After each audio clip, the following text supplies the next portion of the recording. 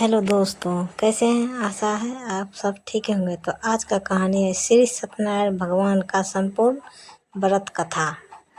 शास्त्रों में बताया गया है कि सत्यनारायण व्रत कथा का पाठ करने से व्यक्ति को 1000 यज्ञ करने के बराबर पुण्य फल की प्राप्ति होती है।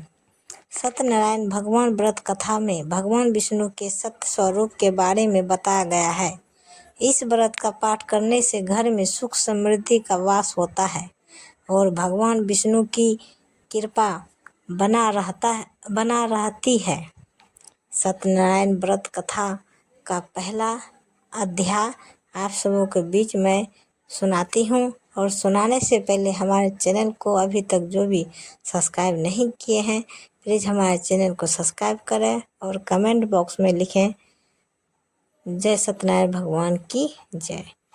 तो स्टार्ट करते हैं कहानी।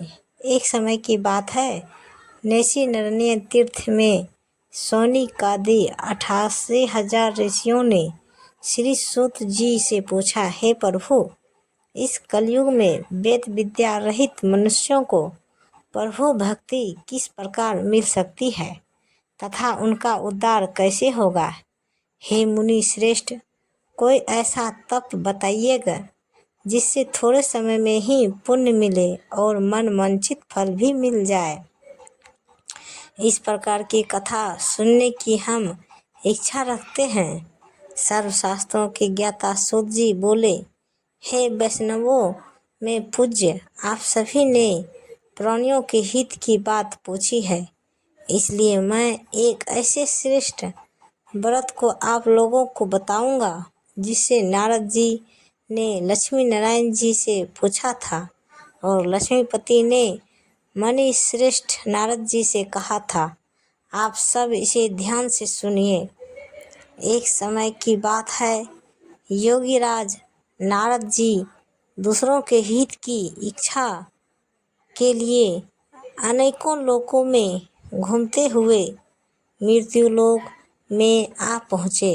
यहाँ उन्होंने अनेक योनियों में जन्मे प्रायः सभी मनुष्यों को अपने कर्मों द्वारा अनेकों दुखों से पीड़ित देखा। उनका दुख देख नारद जी सोचने लगे कि कैसा यत्न किया जाए जिसके करने से निश्चित रूप से मानव के दुखों का अंत हो जाए। इसी विचार पर मनन करते हुए विष्णु लोक में गए। वहाँ वह देवों के ईश नारायण की स्तुति करने लगे, जिनके हाथों में चक्र, गदा और पद थे, गले में वरमाला पहने हुए थे। स्तुति करते हुए नारद जी बोले, हे भगवान, आप अत्यंत शक्ति से संपन्न हैं। मन तथा वाणी भी आपको नहीं पा सकती है।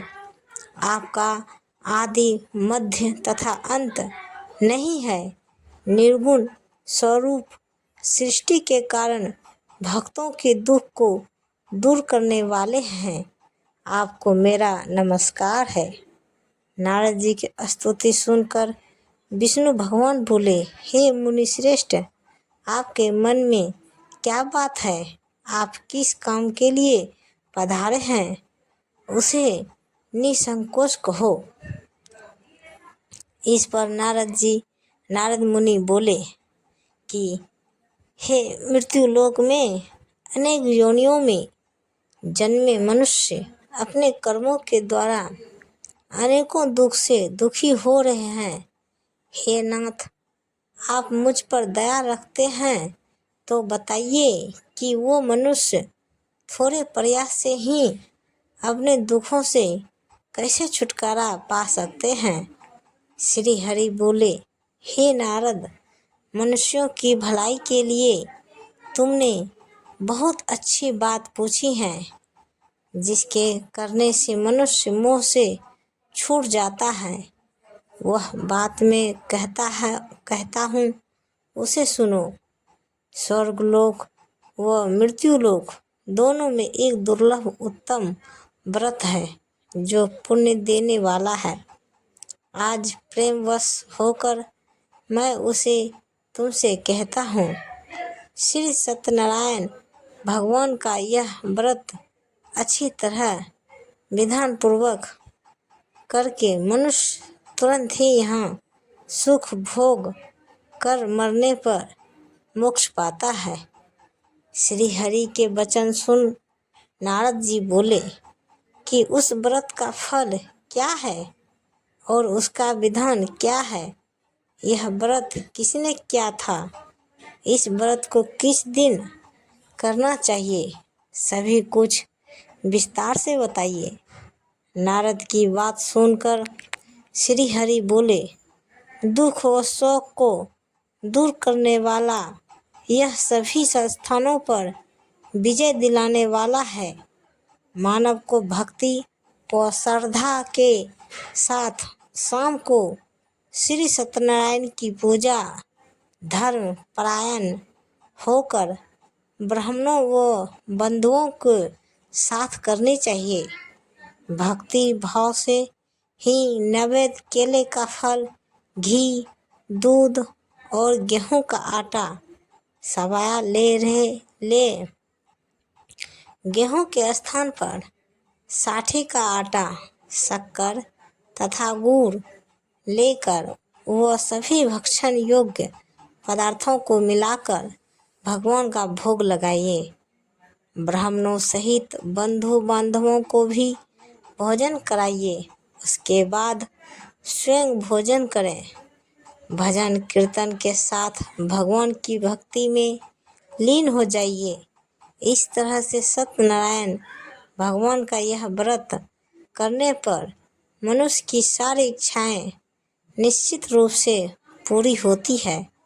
इस कलिकाल अर्थात कलयुग में मृत्यु लोक में मोक्ष का यही एक सरल उपाय बताया गया है। तो प्रेम से बोलिए, श्री सत्यनारायण व्रत कथा का पहला अध्याय संपूर्ण हुआ। तो प्रेम से बोलिए, श्री सत्यनारायण भगवान की जय। सत्यनारायण भगवान की व्रत कथा का दूसरा अध्याय सुनाने से पहले कमेंट बॉक्स में लिखें, श्री हरि विष्णु भगवान की जय। तो दूसरा अध्याय सुनाते हैं। सूत जी बोले, हे ऋषियों, जिसने पहले समय में इस व्रत को किया था उसका इतिहास कहता हूँ, ध्यान से सुनो। सुंदर काशीपुरी नगरी में एक अत्यंत निर्धन ब्राह्मण रहता था। भूख प्यास से परेशान वह धरती पर घूमता रहता था।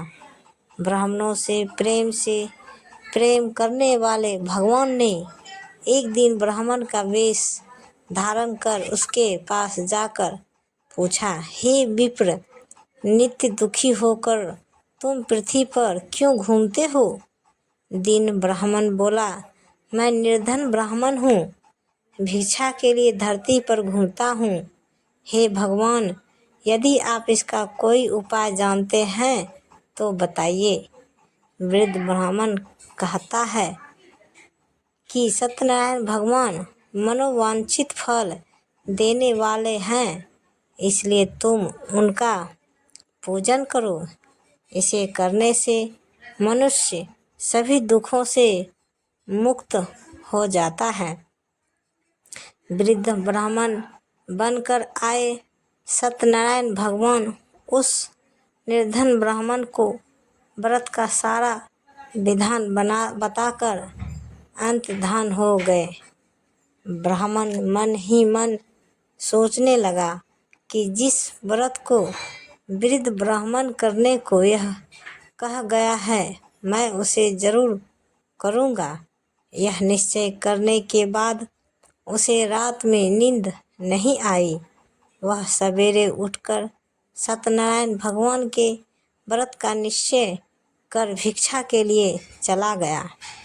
उस दिन निर्धन ब्राह्मण को भिक्षा में बहुत धन मिला, जिससे उसने बंधु बांधवों के साथ मिलकर श्री सत्यनारायण भगवान का व्रत संपन्न किया। भगवान सत्यनारायण का व्रत संपन्न करने के बाद वह निर्धन ब्राह्मण सभी दुखों से छूट गया और उनके प्रकार की संपत्तियों से युक्त हो गया। उसी समय से यह ब्राह्मण हर माह इस व्रत को करने लगा। इस व्रत से सत्यनारायण भगवान के व्रत को जो मनुष्य करेगा वह सभी प्रकार के पापों से छूटकर मोक्ष को प्राप्त होगा। जो मनुष्य इस व्रत को करेगा वह भी सभी दुखों से मुक्त हो जाएगा। सूत जी बोले कि इस तरह से नारद जी ने नारायण जी का कहा हुआ श्री सत्यनारायण व्रत को मैंने तुमसे कहा। हे विप्रो, मैं अब और क्या कहूँ।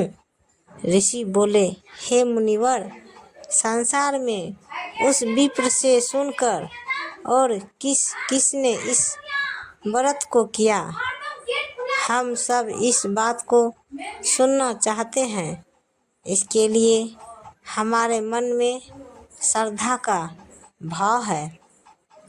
सूत जी बोले, हे मुनियों, जिस ने इस व्रत को किया है वे सब सुनो। एक समय वही विप्र धन व ऐश्वर्य के अनुसार अपने बंधी बांधवों के साथ इस व्रत को करने को तैयार हुआ। उसी समय एक लकड़ी बेचने वाला बूढ़ा आदमी आया और लकड़ियों को बाहर रखकर अंदर ब्राह्मण के घर में गया। प्यास से दुखी वह लकड़हारा उनको व्रत करते देख विप्र को नमस्कार कर पूछने लगा कि आप यह क्या कर रहे हैं।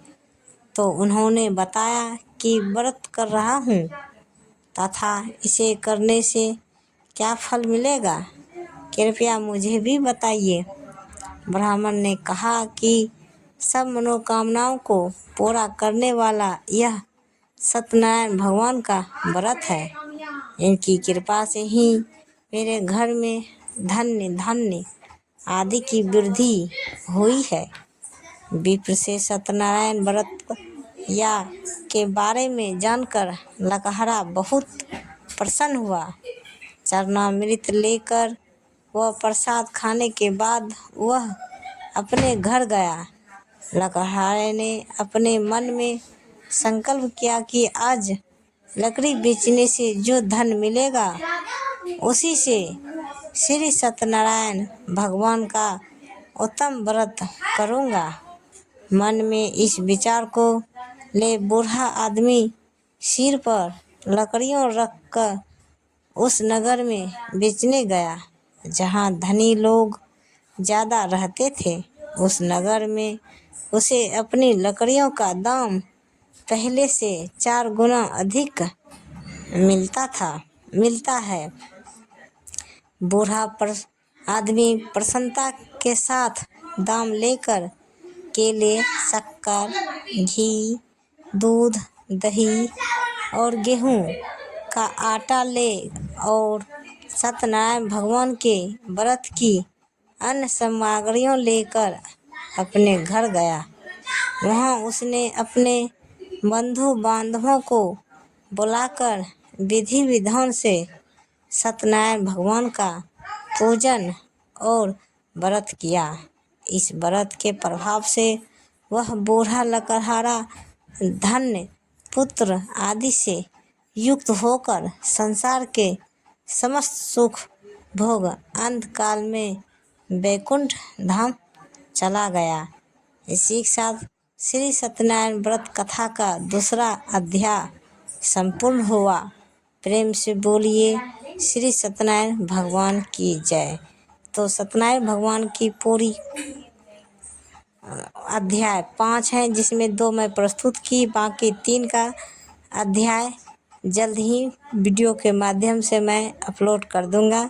तब तक के लिए ऐसे ही वीडियो देखने के लिए हमारे चैनल को सब्सक्राइब करें और वीडियो को लाइक ज़रूर करें। धन्यवाद। तो दोस्तों मिलते हैं अगले वीडियो के साथ, तब तक बाय बाय।